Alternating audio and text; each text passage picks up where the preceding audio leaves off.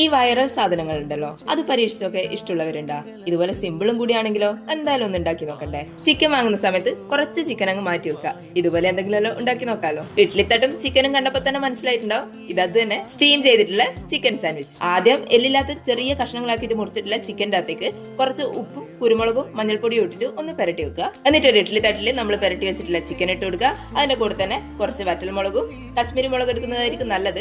അതിന്റെ കൂടെ ഒരു 5-6 അല്ലി വെളുത്തുള്ളിയും 2 മുട്ടയും പൊട്ടിച്ചൊഴിച്ചു കൊടുക്കുക. എന്നിട്ട് ഇഡ്ലി തട്ടിലേക്ക് ഇറക്കി വെക്കുക. ഒരു 15 മിനിറ്റ് കൊണ്ട് തന്നെ ചിക്കൻ നന്നായിട്ട് വെന്തിട്ടുണ്ടാവും.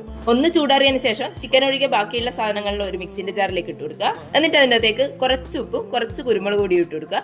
ഒരു ചെറുനാരങ്ങന്റെ പകുതി ഒന്ന് പിഴിഞ്ഞിട്ട് ഒഴിച്ചു കൊടുക്കുക. ഒരു സ്ലൈസ് ചീസ് ഇട്ട് കൊടുക്കുക.